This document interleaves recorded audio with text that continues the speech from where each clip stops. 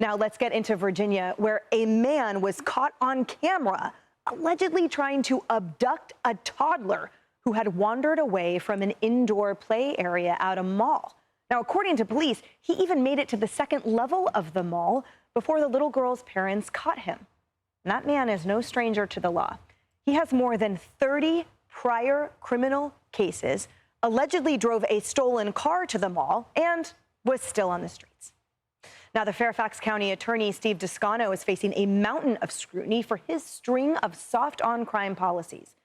The attorney is under investigation by the governor, Glenn Youngkin, following just one of many instances where Descano has released high-profile criminals back into the community, just like these.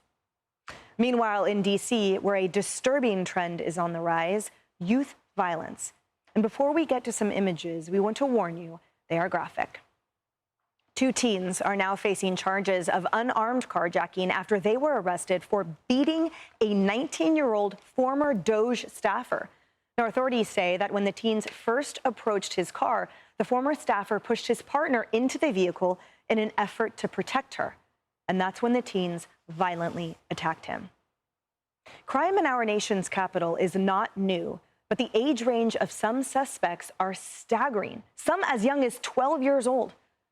United States Attorney for the District of Columbia, Jeanine Pirro, says it is time to end the violence.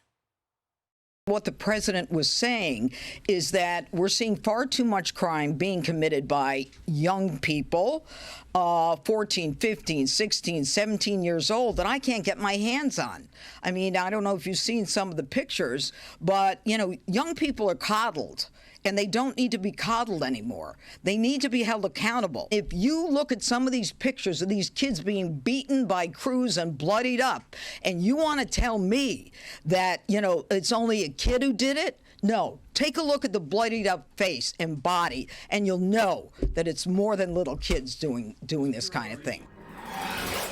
And Griff, the attorney's point there is that, therefore, they should be charged as adults. And she said the reason that these don't come on my desk is because they're being embroiled in family court. That's what she meant by being coddled. It is indeed time that we legally treat them as adults. That's right, Emily. And look, I've lived in Washington, D.C. for 3.5 decades. And while overall crime is down a little bit, the youth violence is skyrocketing. And carjacking in D.C. is up and getting dangerous. Why? Because these criminal organizations know that they can just get these teenagers under 18 to carjack, bring the car, and if they get caught, who cares? They're not going to be prosecuted. And that is what Jeanine Pirro is talking about. It's interesting, too, that we've not yet heard from D.C. Mayor Muriel Bowser. She got on the same page with President Trump when it came to cleaning up the homeless encampments. She got a little bit on the same page when it came to D.C. being a sanctuary city, something Bowser recently celebrated just years ago publicly on Twitter,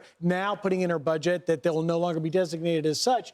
It'll be interesting to see what she can do about it. But at the end of the day, that horrific attack by the Doge staffer, Edward Korstein, he was intervening at 3 a.m. in Logan Circle, which is just blocks from the White House, in one of the busiest, most commercial areas in Washington, where Le Diplomat and all the great restaurants are. And at 3 a.m., he sees a carjacking going down. A hero steps in and saves a woman's life. But the problem is the crime committed by juveniles and these teenagers is all across Washington. I live in Georgetown, been there for 30 plus years, and no area is safe. It's not one area, it's everywhere, and Pirro is right to go after it. Molly, you live right outside that area, too. What do you Yeah, well, I lived in Washington, D.C. for a long time. We ended up fleeing to Virginia, which is better and has better police reaction to these crimes. But there are so many issues in play. I mean, first off, it was a couple years ago where 2 girls who were very young were charged with killing a man as part of a carjacking in the southwest area of Washington, D.C., if I recall correctly. And it's not a victimless situation here to not treat these children seriously when they commit the crimes. It's partly a policing issue. Of course, Washington, D.C. was all into the BLM, defund the police type movement. But it's also, you know, we spend more money on education than probably any other school district in the country and have some of the worst outcomes. This is a super majority Democrat city. I mean, almost everybody in the city government is Democrat or even like more left wing than that. And you're seeing you're seeing the fruit of their policies, whether it's education, family policy, crime policy, policing policy. I mean, it's a failure across the board. Yeah, and it seems so organized, Harris. To Griff's point, clearly there's being taken advantage of the system in terms of, well, there's not going to be consequences. I mean, we saw that with the cartels. That's why they were using juveniles. It's a really insidious way to subvert the system. And secondly, you know, when you saw the charge that I read, it's an unarmed carjacking. But even if you don't have a gun, when you have 10 people on one person, that is a severe, severe outnumbered ratio. That beating was severe and stopped by police, by the way, that saw it on foot and ran over. The girl was calling 911 from inside the car, but it's only a matter of time. We've seen what these vicious beatings look like. Look, I'm going back to Cincinnati again. Yeah. The big brawl of the man and the woman who stepped in to help him as he was taking a beating, and then she ended up unconscious. Like, we've been covering this for the last week and a half. And the reason I come back to that was because that was an area that didn't have police at that hour. That was an area that didn't have an ambulance nearby to come and help out. I remember in the video, somebody was trying to drag her body. Like, I don't know if they were trying to help her or further hurt her. It's difficult to know from the video. But all of it was preventable to a certain degree. You can't keep the bad actors from doing what they're doing, but you can have better response time because that comes from leadership. So you mentioned Bowser. What will Muriel Bowser do? I don't know if she's got the answers. I don't know what their views are on police now, because they've migrated from defunding, and I don't know what she said about it in the past. But when you look at where we are with law enforcement in certain of these blue cities, these Democrat-led areas, there is kind of this, nebulous ground of, well, we don't want too much police presence. We don't really know where we stand on this issue. That's one part of it. My mom was a social worker for more than 2 states, North Carolina and California, and she used to say that those people among us who are undercounted as adults do a lot of harm, and you've got to have them in your sights, meaning young people under the age of 18. That was her specialty. And she worked with kids who'd been accused of murder and other things. Like that was her specialty. And I know you were in and out of facilities, detention facilities. It's not easy to do that, but we do have to start to listen to them and talk to them and figure out where they're coming from, and they have to have consequences. Right. As an attorney, I was in and out of those facilities. And Lisa, not lest you guys think I was a teen crime criminal. Emily's like, I just want to clear something. No. And Lisa, so we talk about these statistics, and they're very concentrated. And I argue that a lot of these Democrat inner cities have been discarded under guise of Black Lives Matter. Those Black lives have been destroyed because the 95+% of these perps are youth, and 96% plus of them are Black American. And the victims are massively disproportionately young Black male, too. So where is the care of these clear communities, many of whom are from Baltimore, that drive down to D.C. from Maryland, also in Detroit, also in a couple urban centers?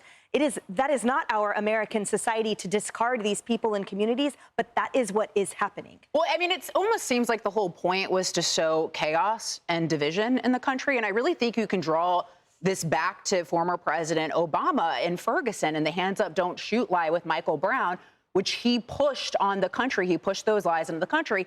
And then all of a sudden, police officers turned into the racists, and the criminals were the victims, and the victims were the criminals, right? And it twisted, it sort of turned, it appended our idea of the criminal justice system. And that's really where all this soft on crime, Black Lives Matter, all that took hold. And then the reason why these young people are doing it in Washington, D.C., with more than 50% of the carjackings, minors as young as 12 years old, because they can.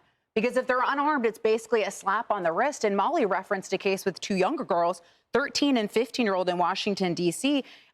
They carjacked a Uber driver, and they were charged as juveniles with felony murder, carjacking, armed robbery, and other offenses. But this is what they did. They used a stun gun to steal a Honda Accord from a 66-year-old Uber Eats driver who was then thrown from the vehicle and died after it crashed. And so I agree with the mentality of charging young people as adults. I think that would stop this because guess what? Consequences matter. Yeah, they do. Most people don't want to commit crime if they know there's actually going to be consequences. But unfortunately, we've been living in a consequence-free country. And that's why we're seeing all of this, particularly in blue cities like Washington, D.C. That's about to change. Janine Pirro is very different she's on than the the current or the previous U.S. attorney there. Correct. In Seattle, there was a horrific case of a beloved older woman who was a dog walker, and she was driving her car. She had all the dogs in the back seat. She was carjacked by a young person who then she was killed, she was run over, and so were half the dogs. And it was, it's disgusting, and that's the thing. We talk about crime classifications also.